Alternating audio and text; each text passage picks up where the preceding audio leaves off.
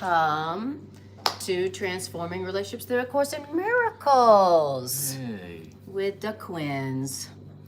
Anna, Greg, and Holy Spirit Quinn. Yes, in the house.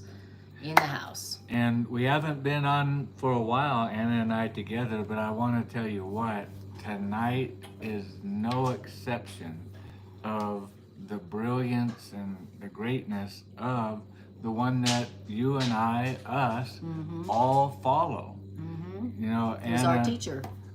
Anna was like, and I decided on the way home today that we would pull up the section, and I'm going to be doing some snow plowing, and so I can listen to it on audio. It's the beauty of today's technology, having all of this technology at our hands. It's the right use of technology. To use it for good or... Listening for truth. Yeah. Listening to truth. So as I'm plowing, I'm listening to the lesson. She's up here, you know, she's been reading it. And here's what I want to encourage people on right out the gate is Anna said, well, why don't you say the prayer? The random number generator prayer. And to be honest, my mind is on like 20 different things, and I'm not even thinking truth and course really. And she's asking me to pray. And she wants me to pray. You see, I'm driving here. I'm already doing one thing. And you're just sitting there. Why don't you say it? Why don't you do the prayer? I got to pay attention. I got stuff to do. Important stuff.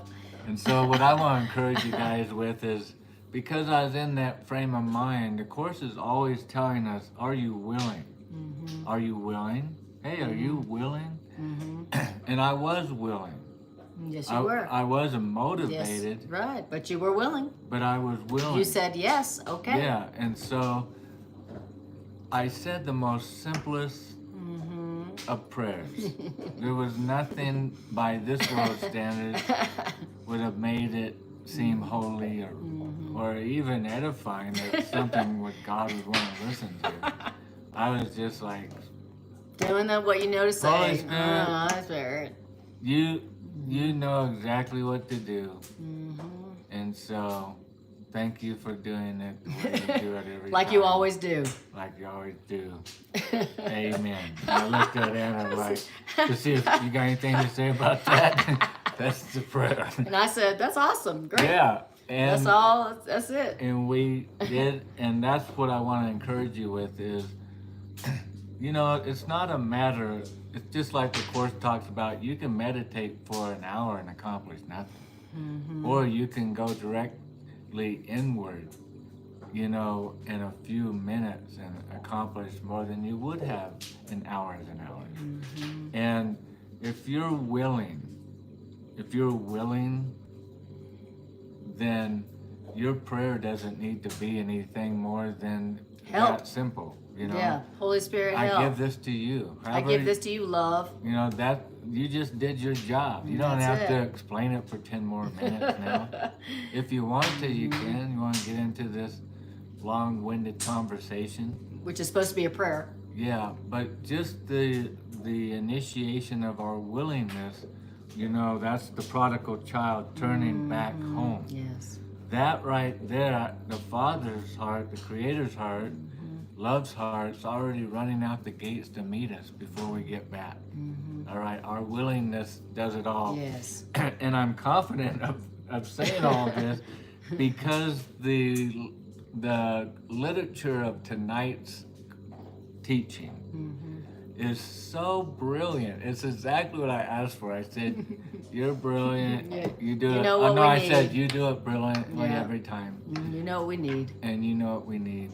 Every time. And, you know, and then you get at a point of realizing there's no need for me to tell Holy Spirit what to do. I should be asking Holy Spirit what to do. And so, my applause to Holy Spirit for the section that was brought up because it's so profound. It is so profound, and it's going to be so healing for those of you that not by chance have been able to tune in to hear this. To that. This is your not by chance broadcast. Exactly. Because if it wasn't meant to be, you wouldn't have, you wouldn't have made it this far or continue beyond this. I love it, to the point where Jerry, this is Jerry's phone says, "Hello, Mighties," from Irene. Oh, I see. Irene is saying hello to us from her husband's phone. That's so funny. I see. Okay. All right. And that's why it says Gary. Yes, exactly. Instead of Jerry. All right. So this section that we are going to do is not in the edited version of the course. The blue book. It's the whole section. There might be a sentence here or there that might have been left in the edited version, but this section, the whole section, is not in the edited version. So it's a very interesting section. And at first it starts talking about good therapy, essential therapy, or the essential goal of therapy. And then it goes into relationships. It's very interesting. And then it goes into our relationships with our parents. It's a very interesting section. Starts off by talking about what good therapy should do. And then it talks about the parent-child relationship. Right. And which is often dealt with in therapy. Which is funny because just the word therapy is a trigger for me. Okay. It's a trigger word. Yeah, it's a trigger word for me. So when I saw this title today, I was like, oh, great. The essential goal of therapy. And so at first I'm thinking, because Helen Schuckman was a therapist. And Bill. That I'm going to hear a bunch of therapy garbage, basically. And it's like, I don't want to hear no therapy. I want to get in some deep truth. Come exactly. On. I don't want some therapy. I want some truth, which lets you know that we don't think that truth is therapy. Right. And it's so funny because that's what I realized afterwards. I was like, man, this was awesome. This is like, okay, so the essential goal of therapy. So therapy, or you could say, truth, or healing, has a goal. Yeah. It has a goal in mind. And that's to get us healed. Exactly. That's what therapy That's right. is for. That's what therapy should be. Right. Therapy should be for healing. Therapy should not be for, Having two people fight with each other. Exactly. Or affirming the fact that you are a victim of your parents. Well, pretty much you are a victim of your parents. That'll be $5,000. And how does that make you feel? It to pay me off. Yes. And then how does it feel to pay that $5,000 to hear that? Yeah. So, so thank you for sharing your honest perceptions. As I was snow plowing today and listening to this on audio, what came to my mind was therapy is it's not at all the way like every other word we've been taught. Exactly. Is what it means. Just like that's God and Spirit and love. That's why I said I was triggered. Yes, exactly. Because I have a concept of therapy. Yes. Let's go see a therapist. Yes. Or talk to a therapist. I am not just a concept because when I was young, and so a therapist would say, "Oh, so tell me what happened when you were young." When I was young, what'd your parents do to you? I had therapists all the time, around the clock, every day, multiple therapists around me, and so I had a concept of what therapy was like. Right. And so therapy, and what we're going to talk about, is like everything that the Course talks about, not the way the world taught us. Therapy is not as the world taught. What exactly? What is real therapy? What we're going to hear here, is not the way I had therapy, and it's not the way we do therapy. And it's not the way I was taught to do therapy. Right, and it's not at all the way you're taught to do When therapy. I went to grad school, they didn't say, this is the way to do therapy. It was the opposite of what you'll hear right here. Right.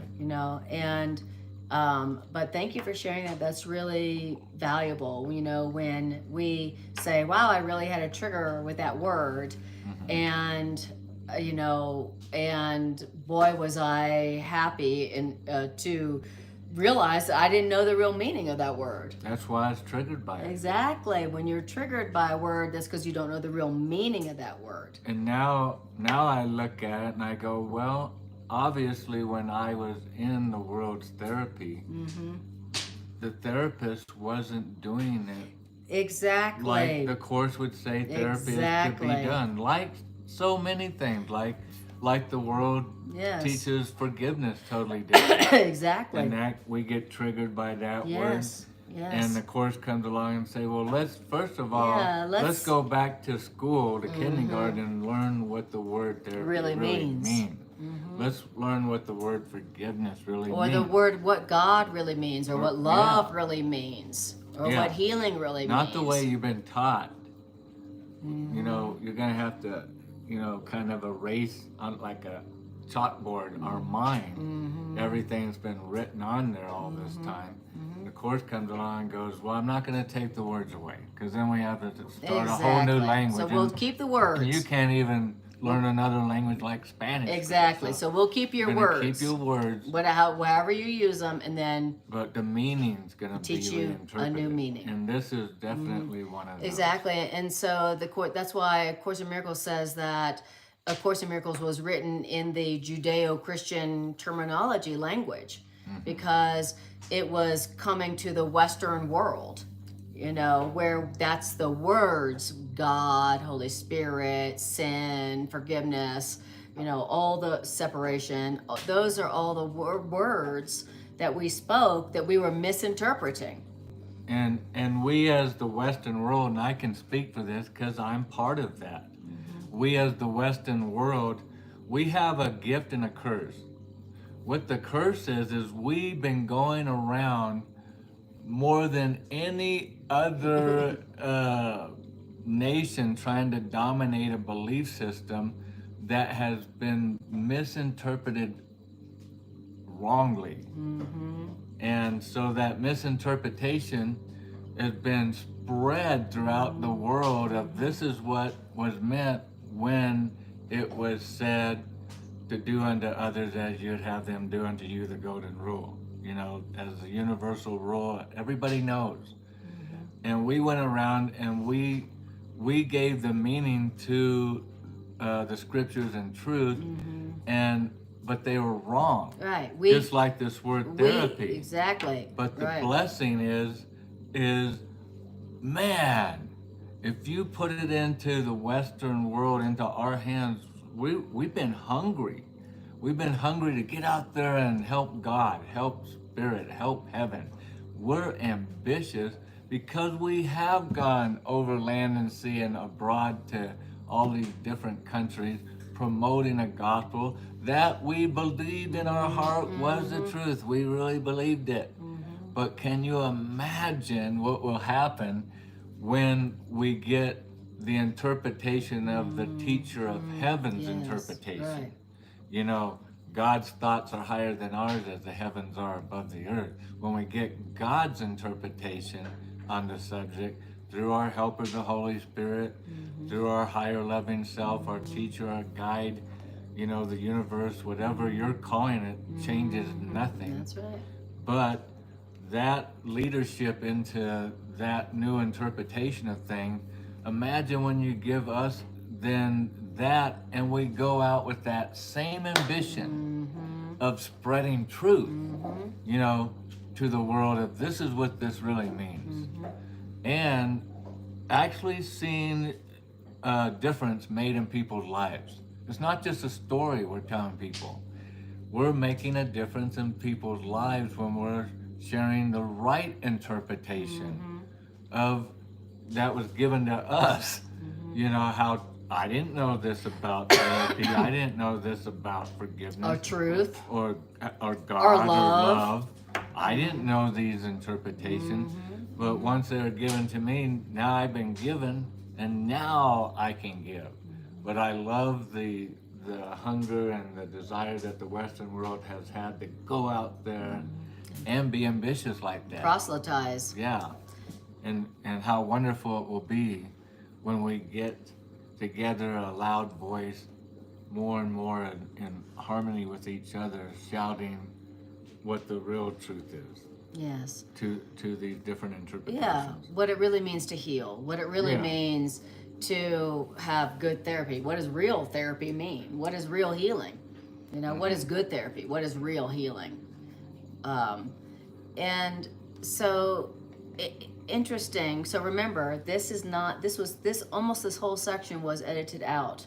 Right. And I have to say, I'm guessing that because Bill and Helen were psychologists doing therapy, that whoever was doing the editing decided that this was too personal to Helen and Bill because they are therapists.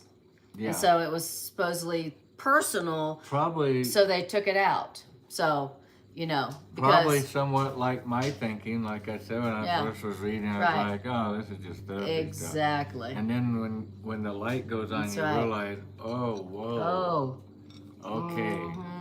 I had to listen to this like a lot of times today for it to even start thinking. And then when you and I started reading it together, it just like snapped on, where you can apply it to your workplace, to your relationships, To everything. Everything. Exactly.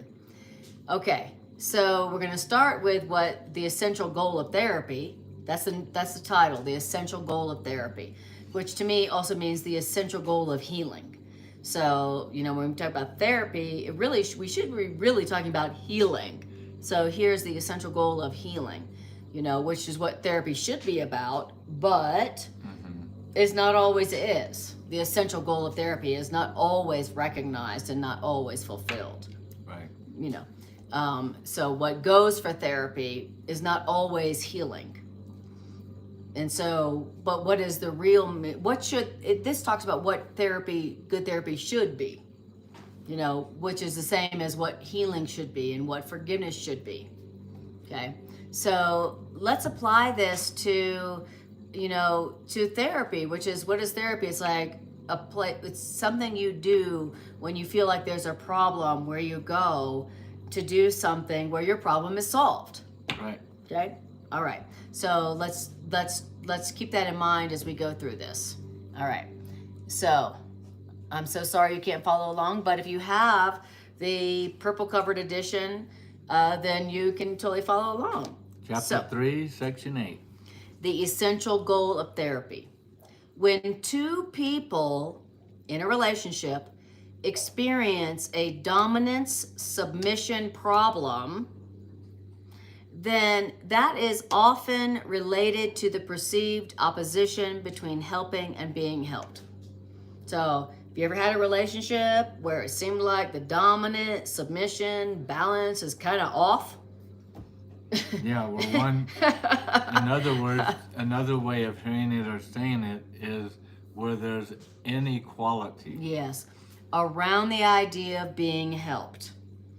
You know, when there's a dominance submission problem, then there is a problem relating to it's a perceived opposition between helping and being helped. Like, you know, they're trying to help me too much, or they're not trying to help enough. You know, a dominant submission problem related to the opposition between helping and being helped.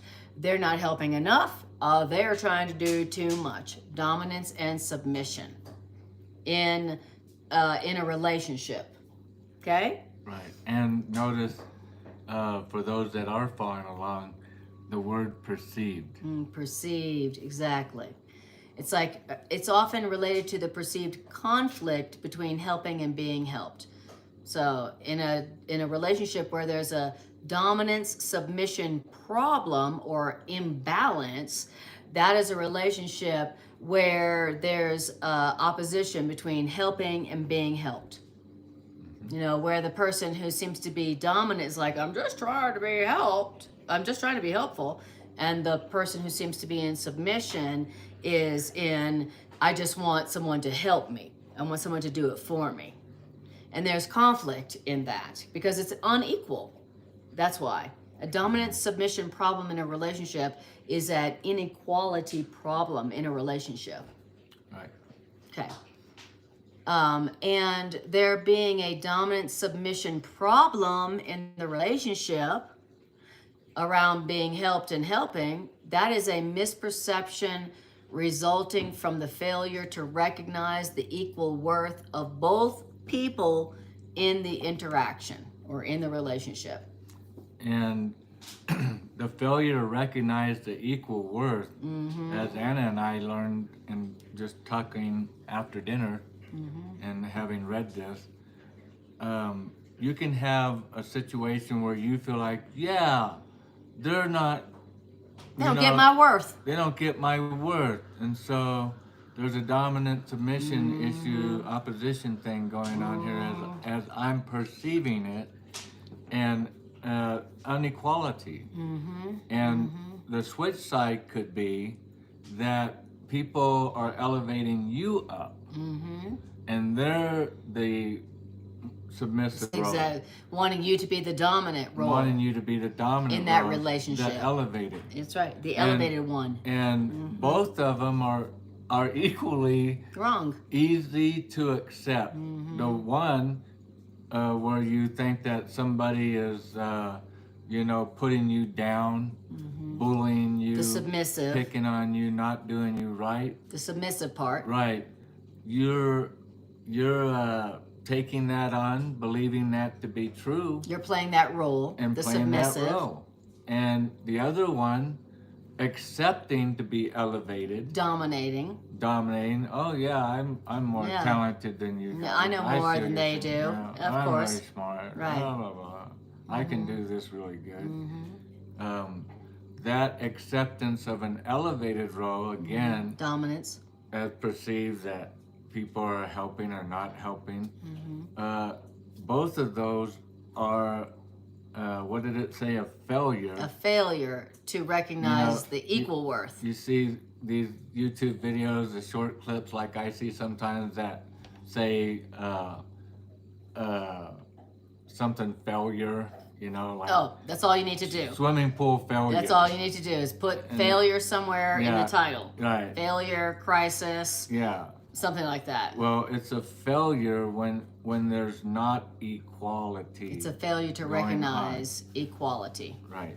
And again, we're talking about essential goals of therapy. And so right there we can see where we're going to start Well, heading. it's like I was telling you that so often when a couple comes into therapy, they are coming in there with not a shred of perception of equality No. at all. That's why they're in therapy. And that's why they're there, because they do not see any equality in what's going on. And both of them will tell you, I'm just trying to be helpful, And there's total equality, perceived equality, inequality in terms of like, no, they're the ones who are doing blah, blah. They don't see that they're making the same mistake. They don't see that they're equal in making the same mistake. And, and that is a dominant submission problem that most couples come into therapy for. Right. They don't see the equal worth of both of them in their interactions. They're like, well, if they weren't doing that, which is so stupid, which means unequal to me, then I'd be happy. That's why they're in hell, and that's why they're now coming to therapy. Because they don't see their equality. They don't see how they are doing the same thing. Which means they're blaming the other person. Okay. Now, and it says, so when two people experience a dominant submission problem, it is often related to the perceived opposition between helping and being helped. This is a misperception resulting from the failure to recognize the equal worth of both people in the interaction in the relationship. That's right. When we're into therapy, we're like, when we first come into therapy together, we are not seeing each other's worth equally at all. We're not like, well, we're both right and we're both wrong, you know, so help us. No, we are not recognizing the equal worth of both people in our interaction, in our relationship. There can be no confusion on this point and no strain if this confusion is not introduced. So if we weren't seeing ourselves as unequal and not the same, then we wouldn't be having a problem. We wouldn't be confused and needing therapy. There wouldn't be a strain. And there wouldn't be a strain in Of our confusion. relationship. In our relationship. Yeah, a strain of confusion. Man, it's like, how many of our relationships are we confused about it?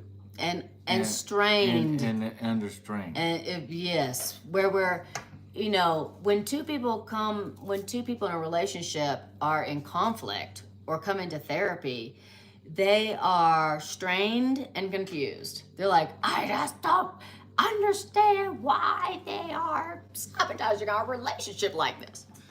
Strain and confusion. And why are they doing this to me? And the last place we look for the solution is truth. We've been trained to look for the solution in therapy. Well, if they would just act like this, behave. If we could just spend more time together, don't they want to? And all the things that we come up with to change the things, rather than knowing where the core issue of the problem is I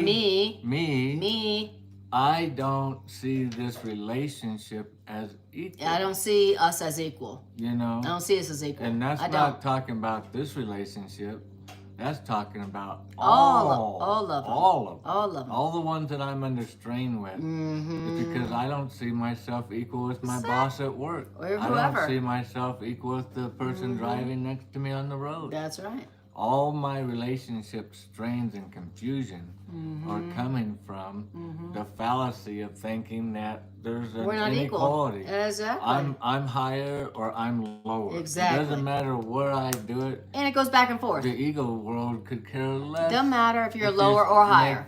You can be high all the time. Doesn't matter. Or lower all the time. It don't care. It doesn't care. It's like you just play your you're doing good. Just be unequal. Yeah. And that's where strain and confusion will start being your bed rest pillow at night. Exactly. In your relationships. And think about it. Your grievances with other people, literally, the last thing you're telling yourself when you have a grievance with another person is, oh, we're making the same mistake. We're totally equal. That's the last thing that you are saying about that person that you are at war with, that you're having conflict with. You know, the last thing you're saying is, well, we're actually both wrong. We're both actually making the exact same error. And we both also exactly deserve to only be happy. Nobody is saying that when they are in conflict, in a relationship, which means that always the conflict in a relationship is coming from, well, I would never do that. I can't believe you did that. I would never do that. Oh, really? Inequality. Exactly. Inequality. I would never do that. Oh, you sure about that? How about we do a little review, of your behavior in the last 20 years? And so the basis of all conflict in our relationships is inequality. I'm different. I'm not making the same error as he is. He's making a different error. He's making a worse error. And even if I am making an error, his error is much worse. His error is damn near illegal.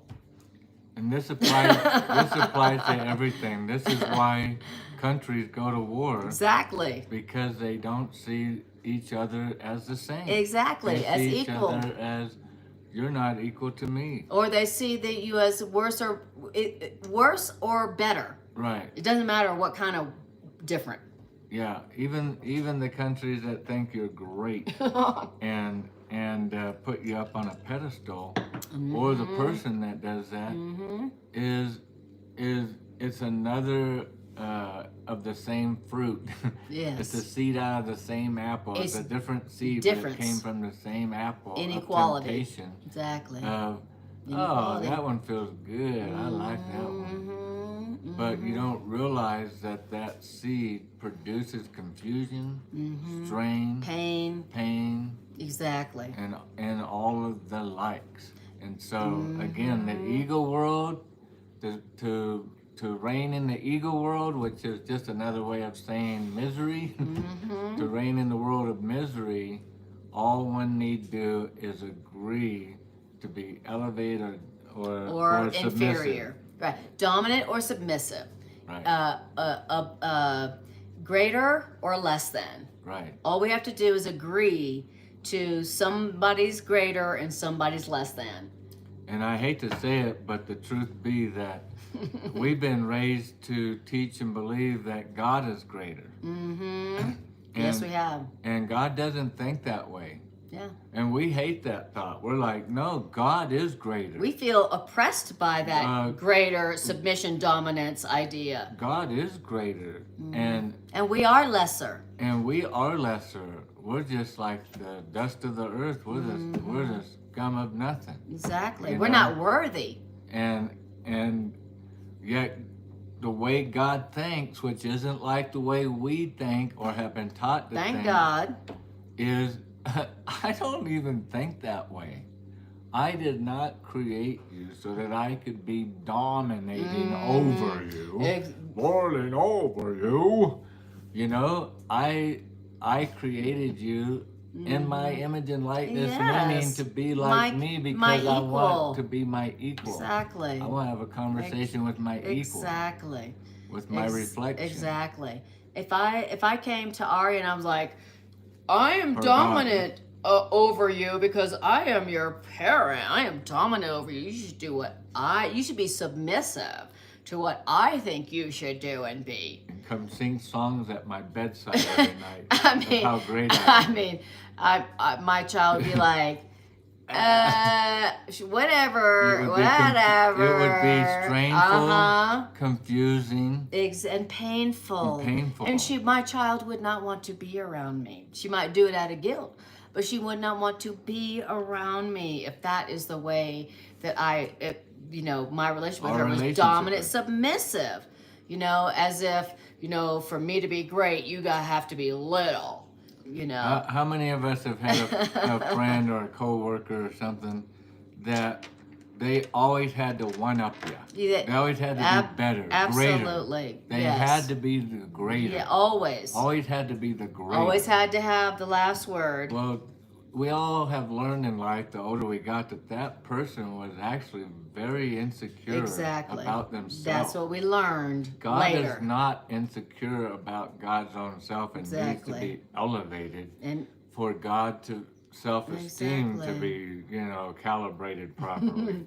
No, God is already very content, very happy with God's own self. And guess what? God's not confused.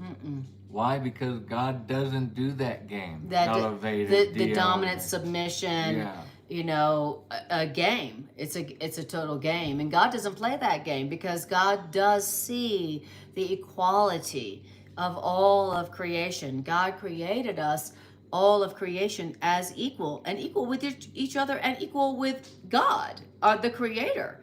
That's the way our Creator creates, according to A Course in Miracles. That our Creator creates, that our Creator created the equal with our Creator and equal to all other creations. That is the way we were created. A true teacher of God would say, without being boastful or proud, it would sound arrogant to the ego world, would say, when you've seen me, you've seen God. And it's not being arrogant. And people would say, well, he's making himself equal to God. But no, I didn't do that. God did that. But until we get to that place, not just, getting there with God, that would be the final step. But just our work right now is to get there with each other. Exactly. To get there with each other and all of our relationships. And to see each other as equal. Right. That's our our goal. You know, our creator sees us as equal with our creator. Our creator's not like, I am dominant and you are submissive. I'm the creator and you are my creation. I am dominant, you are submissive. That is not how our creator feels about us. You know, but that's the way we think that our creator relates to us, and that's the way we are relating to each other. Right. You know, and thinking that, you know, that a good relationship is where, you know, when you want to be dominant, they're submissive, and when you want to be submissive, they're dominant. That is our version of a happy relationship.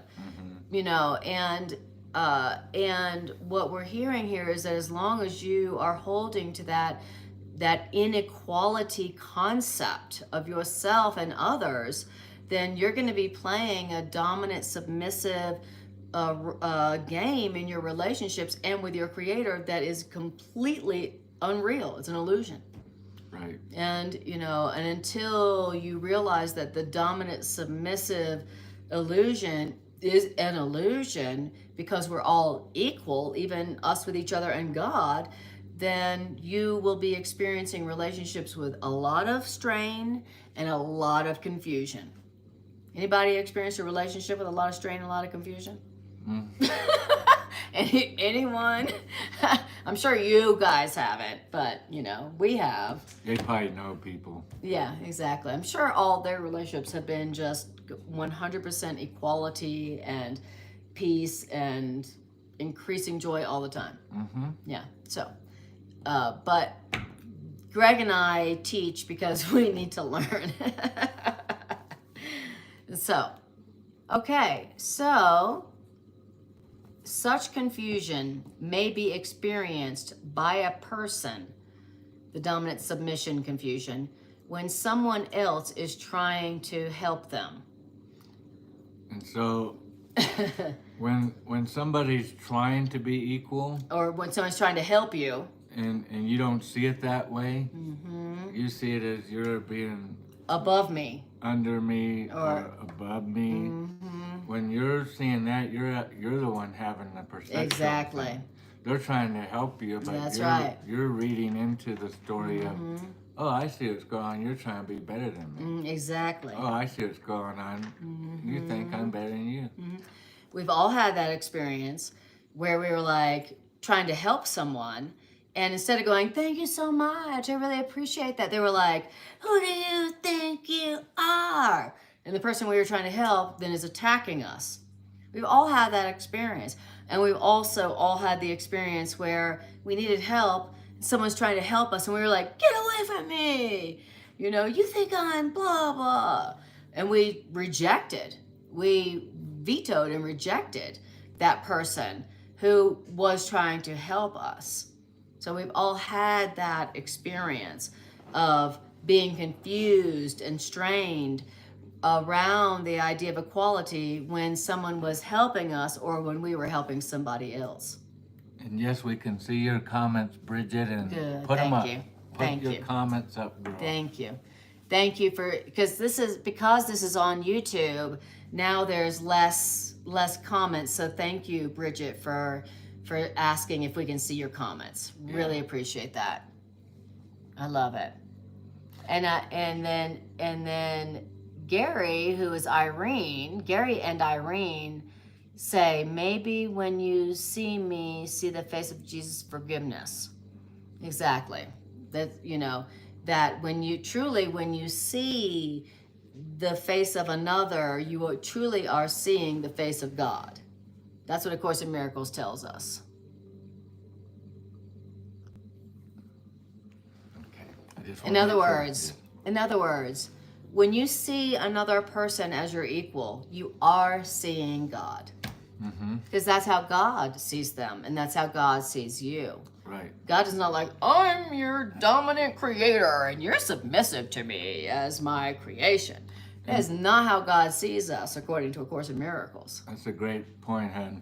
Is we always, sing songs and stuff. Give me your eyes, Lord. Let me see the way you see. And to have that, we're being told how to have that. I love it. It Such confusion might be experienced when you see it somebody else trying to be helpful, and to me the word to help you is to be equal to you. Yes. When they're trying to be equal to you, but you're refusing, going, you're putting me down. Exactly. Or you're lifting me up. Whenever we perceive, not talking about them, when we perceive the unelevated status, up or down, that's when a time of confusion may be experienced. Yes. I think I might know what's going on. Oh, I am better. I see what they're saying. They got that right. Or, what? How dare them? How dare They put me down. They thought I needed their help. Yeah, or they're not doing me right. Or, they think they're better than me. Exactly. Any of those, right at that moment, experiencing confusion will come in. That's confusion. That's confusion. They're misinterpreting their help as they're trying to control me, or they think they're better than me. That is strain and confusion resulting when there's a confusion around help and being helped. And so often when someone is either asking for our help or someone is offering their help to us, we experience strain and confusion because we're misinterpreting their help they're giving us, or their request for help, as a message of inequality.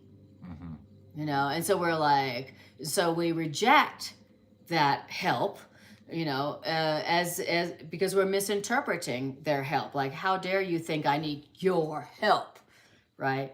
Or, oh, because I needed your help, now you think you're better than me. We have a lot of strain and confusion when it comes to the concept of being helped or needing help or giving help. Confusion and strain. Why? Because we confuse help, giving or needing help, we confuse it with inequality. When the truth is that whether you need some help or someone's offering you some help or you're giving some help, we remain equal. Just because you need help doesn't mean you're less than. And just because you're giving help doesn't mean you're better than. But we're confused. We're confused about this. And so now when people are offering help, we're offended and we reject it. And sometimes when we're offering help to other people, they reject our help because they are misinterpreting our help. Anybody relate to that? Okay. So, but remember, therapy is all about help. Right. Okay. So, such confusion about equality may be experienced by someone when someone else is trying to help them. Confusion about what? About who you are may be experienced by a person when someone else is trying to help you. You are likely to feel that someone else trying to help you puts you in a subordinate position if you think you're the one who should be in the helping position. That's right. I'm the therapist here. I'm the helper here. And so when someone's offering help to me, I'm offended. I think they're implying equality because I think I should be the therapist. I should be the one giving help to others. Or the teacher. I should be the teacher. Or the parent. Or I should be the parent. Or the teacher. Right. Or the healer. And so when I think I should be the dominant one who is the teacher, the healer, when someone offers help to me when I need it, I am offended and I experience confusion and strain. And then I will reject their help. I'll misinterpret their help. Because I should be the therapist. I should be the healer. I should be the teacher. Okay.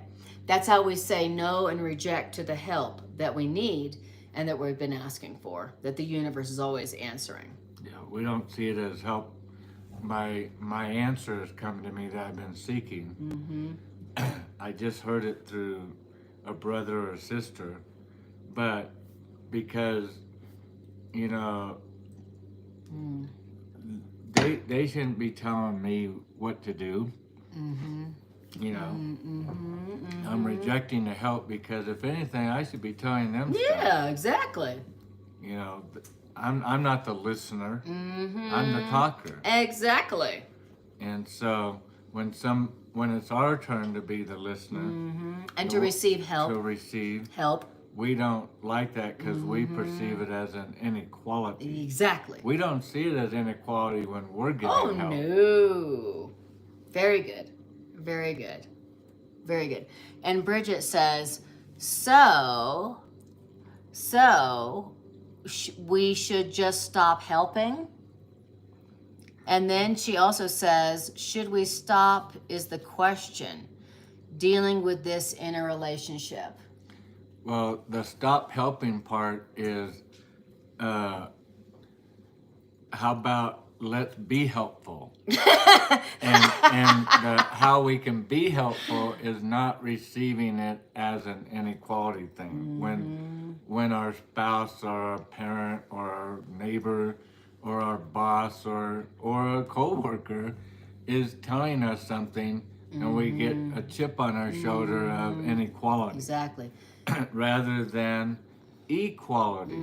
Sometimes I have the answer. Hey, sometimes you got the answer. Exactly. You know, it can't just be me always having the answer and being the therapist, the teacher, you know, the principal. Or else I'd be happy all the time. Right. But if I'm not happy all the time, then I can't be the teacher all the time. I have to be a learner sometimes too. Yeah. And to do that, I'm going to have to see us as equal. You know, the Course tells us, like for Anna and I, for example, no relationships by chance. As God's plan of salvation, of healing, plays no chance. And so no relationship is by chance. Our relationship is because God put us in relationship so that we could learn that we're equal. Right. Hey, sometimes this person has a good idea, a good suggestion, because Spirit's speaking through them just as equally as Spirit could be speaking the solution through you. But all of our solutions equally come from the same place. Exactly. And so we to be helpful, you know, we shouldn't stop being helpful, but how are we being helpful? And the way we're being helpful is to realize the equality, the equalness of myself and the one I'm in relationship in this story with. Exactly. And I do that when they say something to me and I go, well, thank you. Even though it might have really triggered me. You know, what they said might really upset me, you know. And so I want to think I'm greater than them because they're an idiot right now, or whatever. That's going immediately into the state of confusion, which isn't helpful for anybody. And strain. Which isn't helpful for anybody. What's helpful is to come back to my senses to go, hey, we're equal. Well, we're the same. We're the same. Like, I don't know the truth about myself. You don't know the truth about yourself. Yeah. You know, I want to be happy and know the truth, and so do you. We're the same. Yeah. Exactly. And so now I hear Bridget saying, so should we just stop helping them? And like Greg is saying, stop helping them in your own way. You know, the way we would help other people is like, well, if you just like believe what I'm saying against what you're saying, then you'll be helped and you'll be happy. You're welcome. You know, stop helping them in your way. You know, your way has been like, if you just see it the way I see it, then you'll be happy and then you'll be thanking me. You're welcome. And what Course in Miracles is saying is that's not helpful. Like Greg was saying, What's helpful is for you to see your equality with them, how you are the same as them. You are making the same error as them. You are just as innocent and deserving of love as they. And now let that be the way that you are helping them. Instead of like, if you just believe what I'm saying about you, you would be better off. Like, that is not helpful. And that's the way we try to help people. We try to change them. We try to change them, and we try to change them with guilt. That is not helpful. So yes, do stop helping people in your way, but do learn how to be helpful in this way, which is first recognizing that you are equal with this person. You're both making the same mistake, and you're both as equal of and worthy of miracles and love as both of you are. And you're both equally innocent. And you're both equally innocent. You're both equally wrong, and you're both equally innocent. That's what it really means to be helpful to somebody. So yes, do stop helping them the way you've been trying to help them. And we talked about confusion. This last sentence is saying, he is likely to feel that he puts him in a subordinate position, Yes. underneath, if he thinks he should be the therapist. I should be the teacher in this story. Exactly. You Hello. should be listening to me. Exactly. And not listening I should be the to one them. helping you, Yeah, not the other way around. right. And so, anyway, it goes on more. There's quite a few paragraphs that's going to answer more of that question of, how we are to be best helpful in this situation. Exactly. What does it really mean to be helpful to another? And it's not like, since I know the truth and you don't, you should listen to me and do what I say. That is not helpful. So, but we are learning here in this section what true therapy should be, which is what true helpfulness should be. What is it? What's good therapy? Well, what's most helpful? How do you be most helpful to others? Okay. So that's only one paragraph that we've done. Yes. Unbelievable. We're reading. Yes. As the course says, slowly. Oh, right. We're doing exactly In what the 1 Course in hour. Miracles told us to do. Well, obviously there's no problem once it is recognized that the equal worth of each person in that relationship precludes this misperception about inequality and dominance and submission. Since both people gain in such a transaction where the equal worth has been recognized, which means it is impossible for anybody to ever lose anything like value when this is fully recognized, that of the equal worth of each person in that interaction. As it calls a transaction. Exactly, I love it. It's impossible for anybody to ever lose anything when in this transaction the equal worth of each person is recognized. Right. Woo! Wow. Let's finish that one and we'll be done with that paragraph. And that is what recognizing each other is all about. All right. So that's what it's all about.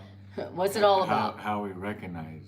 We're always hearing in the Course, to know yourself.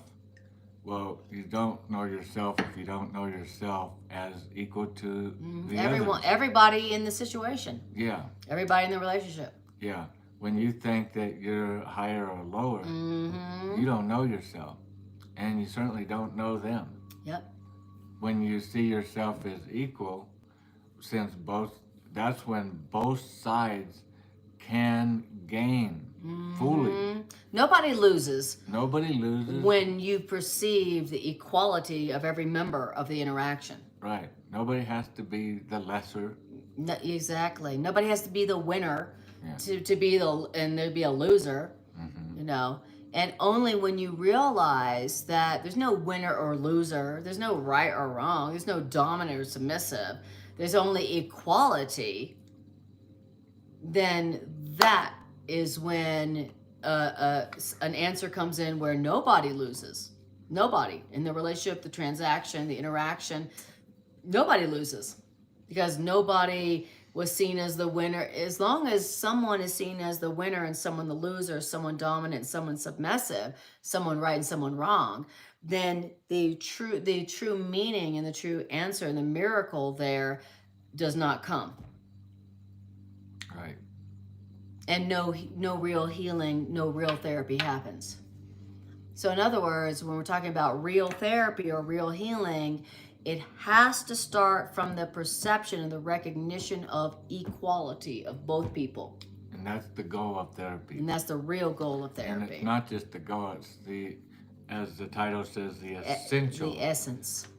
Essential goal. Yes. You know, when you're cooking a cake and they go, here's some sugar that's essential. Essential ingredient. It's an essential goal to making sure this cake is the cake it's supposed to be. Well, for this relationship to be the relationship it's supposed to be, the essential goal is equality. Exactly. Has to be equal. Has to be, which is the same as saying sameness. Right. You know, we're the same, and all conflict is we're not the same. He's wrong and I'm right, or he's this, he's mean and I'm loving. All conflict starts from the perception of inequality. Yeah. We're not making the same mistake, and that's why I'm upset with him, because I would never do that. All conflict, all war in relationships starts with inequality. We're not the same. We're not making the same mistake. He's making a mistake. Well, I just can't even understand, because I would never do that myself. And that's why I'm angry with him. And so the beginning of real therapy, real peace, real healing is equality. That's the goal. That is the goal. That is the goal. Now, that's the goal. We are not accomplishing our goal yet, but at least we know what the goal is and what to shoot for. Right. We're on a weight loss program, and my goal is to lose 20 pounds. Yes.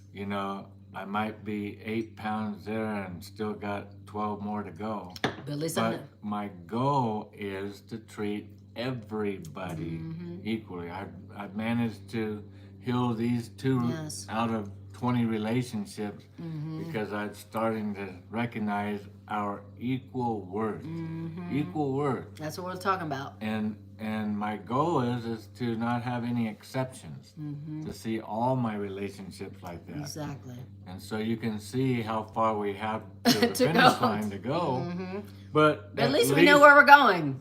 Every good top producer and sales know you don't get to the finish line if you don't have a goal. Exactly. You have to know what the goal is in order to make the accomplishment real. Exactly. And so the course is setting the goal here for us, saying the goal is to see yourself of equal value, equal worth, and we're again to everyone. We're in a world where that's not the gospel of this world. That's not the teaching of this world. Exactly. The teaching of this world, again, I see a lot of those short clips on YouTube, short clip videos where there's this, it seems like big trend now about statistics are showing that by the year 2030, there's going to be way more men, for whatever reason, than women.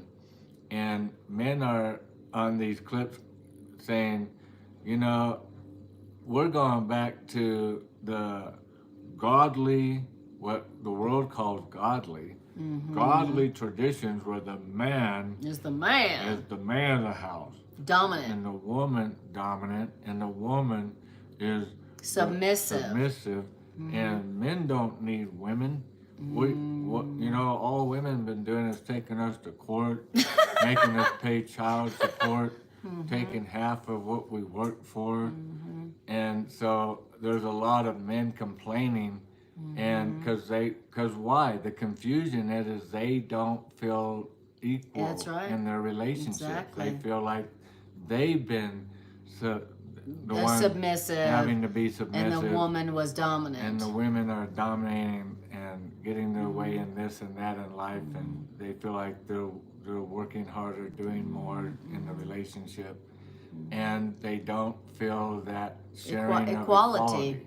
And so what do they think the answer is? Well, it's not, well, let's talk about equality. It's, no, I want to be the dominant one then. And so that's not ever this, and the ego's applauding.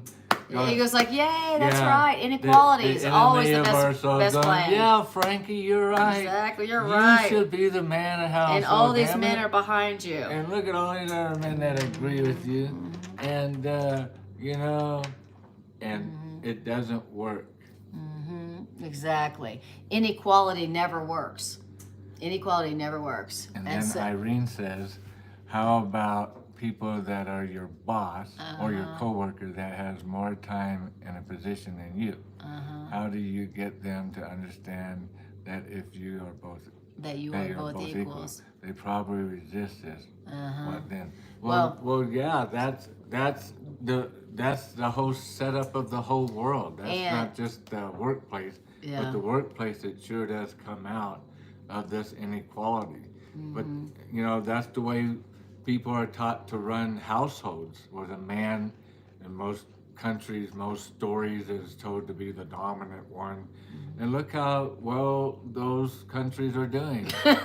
Okay? All of them. Just because the workplace is like that doesn't mean that's the way it's supposed to be. All that means is that's where what? Confusion, strain, pain. You see a lot of harmony in that work relationship when it's like that?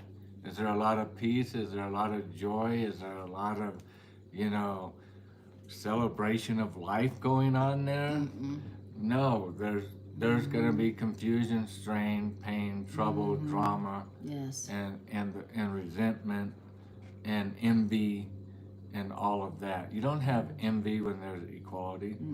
And so what do you do about that? When you're on the job and the other co-workers and the boss do see themselves as unequal with you. Right. They see themselves as dominant to you, and you're like, well, wait a minute, we're equal, right? And but they don't, and they're your boss, and they don't see you as equal to them. And that's part of where the Course comes in, saying the sole responsibility of the teacher of God is to accept the truth of equality for yourself, which is the atonement, the healing for yourself. It's not, my job isn't to go get my boss to see me as equal to my boss. My job is to see yourself as equal with your boss. As equal with your boss. My boss. Yeah. And that's my job. Yeah, that's it. And let God and the universe and creation, you know, do what it does when I behave that way. We've all been behaving the way that it's been going. I mean, we've been playing that game for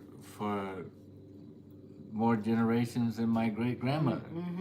And so in that situation, in the workplace where your coworkers or your boss see themselves as dominant, meaning unequal to you, like Greg said, your one responsibility is to accept that equality between you and your boss for yourself in your own mind. And as you see yourself as equal to your boss, which you are, then your level of helpfulness to your boss increases profoundly, and you become indispensable to your boss. And I had a recognition of something before we started the class tonight. I was sharing with Anna in the kitchen about this. And because when we were reading this, she just had an issue go on this week where this was profoundly touching. That's why I say Spirit was so brilliant. Genius. I mean, I don't think you could pick a place in the entire book that would have spoke more to her. What I went through yesterday. Her story that she went through yesterday. And also the section today is at the Miracle Center's class. And so I'm sitting here though, and I'm going, well, this is all great. This really applies to Anna. You know, she has somebody acting like they're greater than she is. And Again. she's supposed to be the subordinate one. Again. And it was really hurtful for her. Well, that's what happened is confusion And strain. and strain. That's what I felt yesterday. That's exactly what she felt. That's what I felt all day yesterday, confusion and strain. And when we were reading this, I was thinking, man, I'm glad I don't have anybody trying to act elevated over me. And I'm just being honest, that's how I was feeling. And then when I went out snow plowing and listening to this, I came back and I told her, I said, it really hit me that when I'm playing poker lately, I have room managers. You have, 18 to 25 tables, full tables of people playing, and I have 1 or 2 room managers consistently sitting over by my table watching me because they want to learn how to be a better player, because I've been making a lot of the final tables or close to the final tables, and because they work there, they notice, Curious. hey, how's this guy doing that? How's this guy keep showing up? He's greater than we. And the comments that they've been giving me, this lady told me, oh, you should buy back in for a second time to the tournament. I usually leave. I feel like if that wasn't meant to be, then today's just not your day. And she goes, you're the best player in the whole room in here. If anybody could buy back in and make it to the final table, you would be the one. And she was right. I bought back in on her encouragement, and you did make it to the final table. I made it to the final table and cashed out and got all my money back in a little more. But I was telling Anna, I realized after I was out plowing today that I'm accepting the world, my relationship, as being the dominant one. I'm the better one. Letting their perception of you be the dominant. It's all about letting their perception dominate my knowledge of myself, who I am. Right. And am I letting that other person make us unequal by making me less and me accepting that and being angry about it? Or am I accepting that they think I'm greater?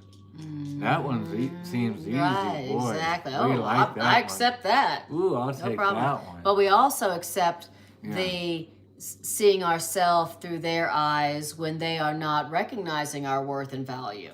Well, whether they're putting us down or lifting us up, Exactly. they're not recognizing our true value. Exactly. And so we need to recognize that, whether we're the one being elevated up or the one getting a demotion. Yes. You're under me. You're not as good as me. We need to recognize where the confusion and where the error is that causes in this relationship strain and confusion. Yes. And if I don't want confusion in my relationship, if I don't want strain in my relationship, I'm not going to accept this, I'm better than you. Or I'm less than you. You think I'm greater. Or I'm less than you. Either one. Either one. Either one. Because as now being told by the course instructor, our teacher, beware of this trick of the ego world. Because, of inequality. Right, because it will bring in confusion and strain every time. Doesn't matter which one. Whether you're higher or lower. Doesn't matter. Dominant or submissive. Don't matter. Our job as a therapist, as a teacher of God, as a helper. As a teacher of truth, is helper, to healer. Recognize that immediately. Yes. Oh, you're trying to elevate me. Or I'm trying to put myself down. Or you're trying to elevate yourself over me. Or I'm trying to put myself down in contrast to you. Whatever. And our awareness of that concept happening is our strength. Yes. Our awareness of that is to go, all right, and to just not buy into it. Doesn't mean we got to start arguing with them. You're not better than me. You're my equal. You better start treating me like you're equal. No. Not about that at all. We'll get to that a lot more paragraphs down, but it's going to tell us how to deal with that. Yeah. But for right now, that's where it's going. And for right now, we've learned that we've been talking about is the goal of real therapy. You know, the goal of real therapy, the goal of real healing, the goal of real happiness is the recognition of equality. You know, the goal of real healing, the goal of real happiness, the goal of the whole happy relationship, the goal of good therapy, the goal of real healing is the goal of the recognition of equality between you and them, even if sometimes you're the giver of help and sometimes you're the receiver of help. You know, sometimes you're going to be the receiver of help. Sometimes you're going to be the giver of help. Sometimes they're going to be the giver and sometimes they're going to be the receiver of help. And your job is every time that whether you're being the giver of help or the receiver of help is to recognize equality of you and them.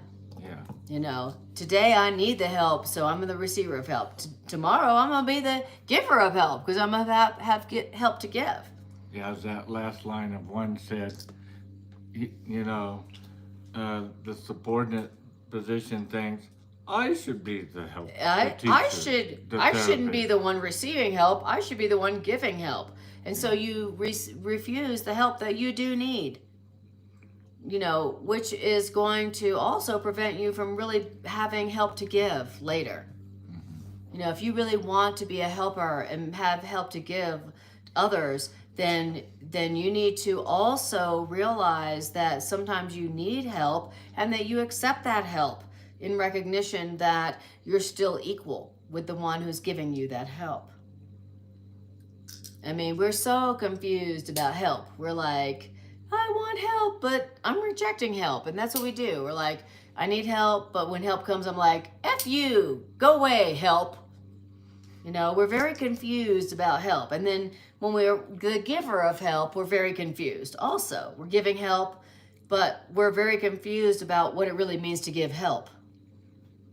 Yeah. You're like, I'm being so helpful, I'm giving them money and advice. Okay, thinking that we know how to give help. And then wondering, hey, why didn't our help really help?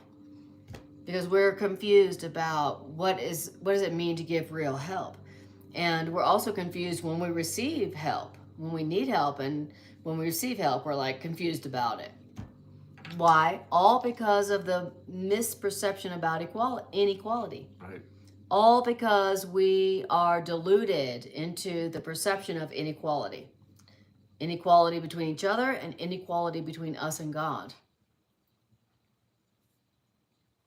Now, then it says, obviously, we read paragraph 2. Right. Okay, paragraph 3. The prerequisites for real therapy, for good therapy, for healing, the prerequisites for real therapy and healing must include the following conditions. So for good therapy, good healing to really happen, here's the prerequisites. Ready? Okay. The first prerequisite for real healing and real therapy is the procedure of therapy and healing must involve the recognition rather than the denial of the importance of thought. So for real healing to occur, for real therapy to occur, the first thing that needs to happen is that we recognize the denial of the importance of thought. Yeah, not what's going on. Right. But right. Thought. Power of your thought. Right. We're not the first part of good therapy, real therapy, healing is not what do they do? Let me tell you my story about what they did to me.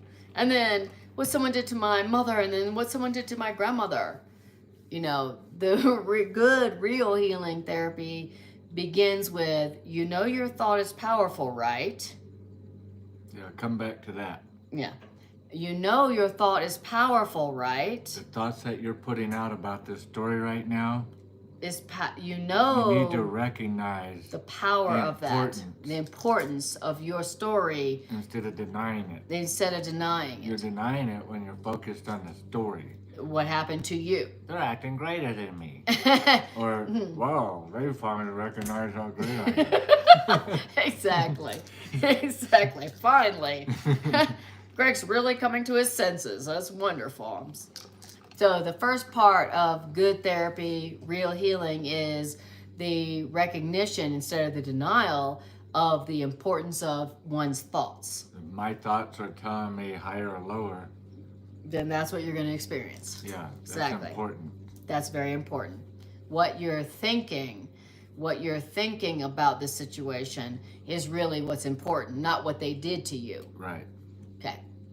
A second prerequisite for real therapy, good therapy, helpful therapy, is the exact quality of everyone who is involved must be recognized. The exact equality of everyone involved must be recognized. Not the close to equality. The exact. Of everyone. Equal. Involved. That's what equality is. Involved in this relationship. Yeah. The exact equality of everyone involved in this relationship or situation Must be recognized. must be recognized if there's going to be any good therapy or real healing that happens. Wow. And this exact equality of everyone involved in this relationship must include me, says our teacher, the author of the course. Yeah, don't forget the teacher, our higher loving self, involved in the story. Also Equally.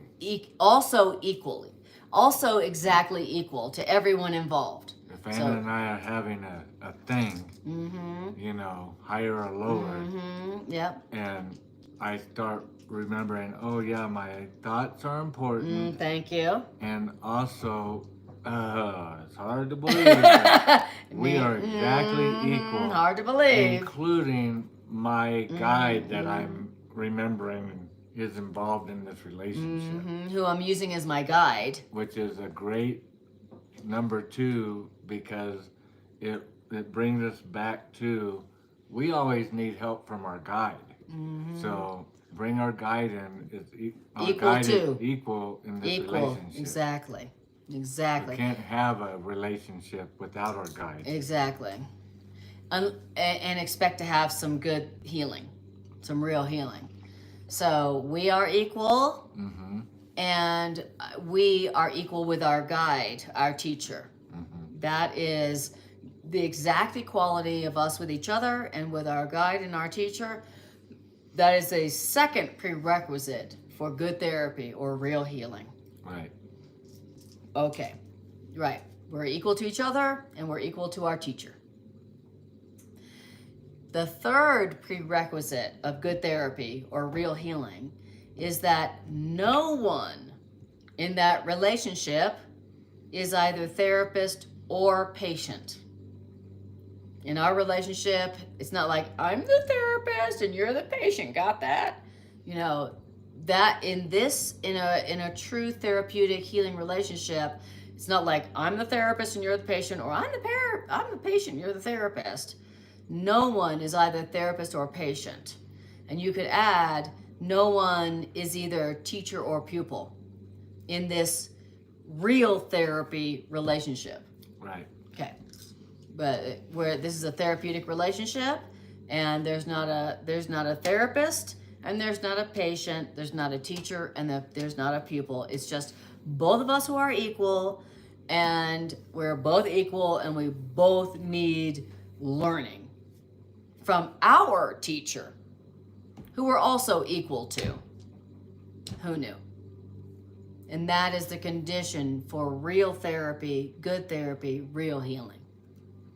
There's a part in the course where it talks about it's enough that the student be as their teacher and the teacher be as their student, or the servant as their master and the master as their servant. Very good. And that's what it was talking about. Yes. Was it's enough, meaning when they're equal, that's enough. That's enough for the healing. Yeah. For the good to happen. That's even, as a matter of fact, that's what is required for the good to happen, because what is the real cause of the problem? Inequality. We're different. I'm above today. Tomorrow I'm below. inequality, differences. So the problem is that we feel different. You know, we think we're different. And on some days, we want to be different as we want to be the leader and we want them to be the follower. And some days, we want to be different as we want to be the follower, so we want them to be the leader. And that's the source of the problem. Irene said exactly what I was thinking before I read it, that in the Declaration of Independence, of course, it's all men or all people were created equal. Mm-hmm. And Then to recognize this. Then it says, although women have yet to be recognized as part of this club. Well, of equal men. Again, that's how the world does it. Mm-hmm. But what's our job? Exactly. Our job is not to worry about that. Our job is for us to see equality. Do we see it equality? Mm-hmm. Do we see it equal? Mm-hmm. Is that how we're asking our teacher to join in with us equally to work with us on that in our relationship? Mm-hmm. There's where the work begins, is with us. It's and then from that come the changes. Exactly.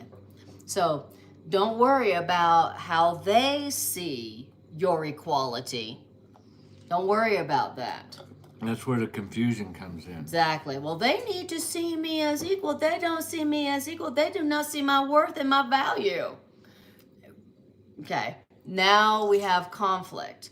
Now we have strain, you know, and this is reminding us that the first part of good therapy, good healing, is where you recognize. It kept saying where you recognize the equality. Right. You know, be aware. Yes. Remember that. That's what a woke person does. Even if they don't recognize the equality, and even though they are taking a dominant position, misperception, you remember the essential truth of equality for yourself and them. You know, and remember, what's the first thing? Thought is powerful. Yeah. So if you are recognizing the equality of you and them, even if they're not recognizing it, your thoughts have power. And that's the first thing that good therapy and good healing emphasizes, that your thoughts have power. How are you seeing it? Not how are they seeing you as being less than, but how are you seeing? What are your thoughts? What are your thoughts? Are you seeing equality or not? And number 2 is telling us what the thought should be. The exact equality of everybody involved must be recognized. Including the exact equality of your higher self. Right. And your teacher. And then, God. And then for you, your thoughts to recognize that neither one of us is therapist or patient. Neither one of us is a teacher or pupil. Yes.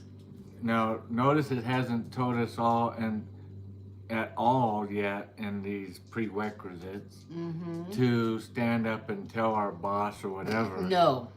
Anything. Not at all. It's telling us the steps, but we haven't heard us stand up and go, you better treat me right. We're equal. I want my rights. I have my rights. I know my rights. I want my equal rights. Exactly. No, it doesn't say any of that. It says the first thing it says is to remember our thoughts are important. That the recognition that your thoughts are important. It doesn't say to say anything to the other person. Exactly. Remember my thoughts are important, and to remember that we are exact equal. Exact equal. Not, well, they're an idiot by the way they're treating me. Well, if they're an idiot for any reason, well, because you know that you're equal, then you're calling yourself an idiot. Exactly. So, only an idiot would call somebody else an idiot. Right. If they knew the truth. Exactly. If they knew the truth. And so, that person is so stupid. Look at the way they're acting arrogant above everybody else here. I would never do that. whatever.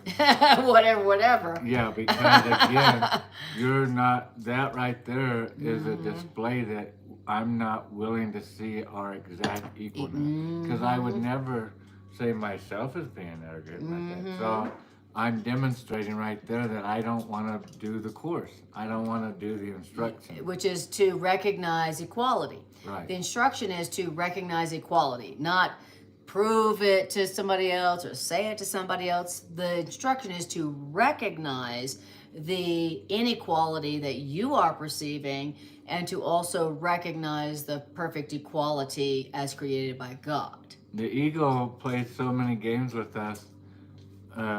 You know, the ego would sit there and whisper in my ear, "Man, Greg, you're so woke. Look how asleep they are." And the world's asleep. Well, it's just trying to bait me into Inequality. I'm not equal to my brothers and sisters. I'm more woke. I'm more whatever. I'm more woke. That's keeping me unwoke. That's keeping me. I'm more woke. It's keeping me unwoke. Yeah. When the truth is that they are the innocent, beautiful, perfect children of God who don't know who they are, and so are you. You are Believe it the or not. perfect, innocent, profoundly beautiful, eternal child of God who doesn't know who you are, who's attacking, you know. Literally, if you're seeing correctly, you would realize that you are the same. Now, of course, in Miracles tells us that if you are seeing somebody, then that means that you think you are the same. You know, you only see what you think you are. So whoever you're seeing is a reflection of who and what you think you are. That's what A Course in Miracles is teaching us, which is immediate equality. I'm seeing you because I think I am you, and I think you are me, you know. And that's the law of perception, and that is the recognition of the equality of everyone who's around you and also who created you. So. All right, we got one last paragraph to wrap up this session. Okay. Of the prerequisites. Okay, all right. Okay, here's the fourth prerequisite for good therapy, for real healing. Above all, everyone involved must want to give up everything but what is true. Which is we're equal. Yes, exactly. Above all, for good therapy and good healing to occur, everyone involved in that therapy or that healing must want to give up everything that is not true. So whatever's telling me in this story that we're not equal. Yep. I want to give that up. Above all. I want to give that up. I want to give that up. Woohoo! And that's going to really be the landing strip of whether I want to land this plane or crash it. Exactly. Soft landing or hard crash, in the Himalayas in the wintertime. In the abyss of confusion and strain. Exactly. So, and I was telling Greg, I was like, typically that is not why a couple comes into couples therapy. Right. Then they're like, we're coming into couples therapy because we both equally want to give up whatever's not true. Right. Whatever I'm believing that's not true, I want to give that up. And my partner's here for that same purpose. That never happens. But in real therapy, that's the prerequisite where both people are coming in for the purpose of giving up all false perceptions, all misperceptions about the other person and each other and ourselves that isn't true. Right. And it says, the reason for the negative emphasis here is that therapy implies that something has gone wrong. Although the purpose of therapy is to correct what has, quote, gone wrong, that those who are ill are negative. So, when you come into therapy, it's because you're being negative, right? Nobody comes into therapy like, everything's fabulous, everything's wonderful, so great, we're so equal, we're so wonderful and fabulous. Nobody comes into therapy with only positive thoughts. People come into therapy with negative thoughts. You know, if they were different, I'd be happy. They're the reason I'm not happy. You know, it says that although the purpose of therapy is to correct this, those who are ill and needing therapy are negative. You know, I've been so negative. Now I need some therapy. And let's just read the first sentence up here, because it tells us what therapy is. Yes, and therapy, real therapy, good therapy is exactly the same as all other forms of miracle working. So miracle working, we don't look at that as negative. Right. We look at that as a positive. Oh, look at a miracle. Right. Oh, miracle. But therapy, somebody needs some help. But we need miracle working because of Yeah. our negative thoughts. Right. And so we need therapy because of our negative thoughts. We also need miracles because of our negative thoughts. Right. Negative thinking. And what's our negative thoughts of I am not equal? We're not the same. We're not the same. I'm better, they're worse, or they're better and I'm worse. That thinking has to get eradicated. Yep. In order for us to be healed. And we can't go out and be healers until heal thyself, until we're healed. Yes, right. And once I get healed and I see our equality, I don't total equal equality then you don't of need worth healing. and value, I'm healed. You don't even need And healing now anymore. I can heal. Yes. That doesn't mean Yes. I'm gonna go around and start, handing out traffic tickets to people and correcting them. Right. That's not what healing means. Nope. But I'm healed, so now I can be a demonstrator Yes. of what it looks like to be healed. And you can be helpful. You notice that person's always just treats everybody the same, equal. Wow, and look at their life. And look at their life. Wow. Their life looks really awesome. I wonder what their secret is. I wonder if there's a connection. All right, you guys. Well, that's where we're going to stop. And then we Pick up Tuesday on night. Tuesday, we will pick up. So glad to be back with you guys. It's been let's just say a hectic month. I'll leave it at that. It's been a crisis of healing month for us, where we've been healing, where we've been trying to apply the ideas to ourselves. Because we needed it. Because we needed it, in the last month, and so we're so grateful that now we have the opportunity again to, take the healing ideas we applied to ourselves and to share them so that we can accept them more fully for ourselves. Yeah, and Irene says this is what Martin Luther King did. All men being created equal. That's what his dream and vision was, is that we would all see each other that way, treat each other that way. Exactly. And then she quotes, I have been to the mountaintop and have seen the glory of the coming of the Lord. Which is the coming of equality. Right, which is beautiful. Yes, it was a great lesson. Thanks, Bridget. All right, guys. We will see you Tuesday night. Love you guys. Looking forward to it. You guys are the best. You guys are the best ever. Thanks for joining us on YouTube. And if you would like to extend this idea out into the world, then like, share, and subscribe it. And that will encourage the algorithms to send this message to more people. Thank you guys. Love you. Love you guys. I don't know what to push.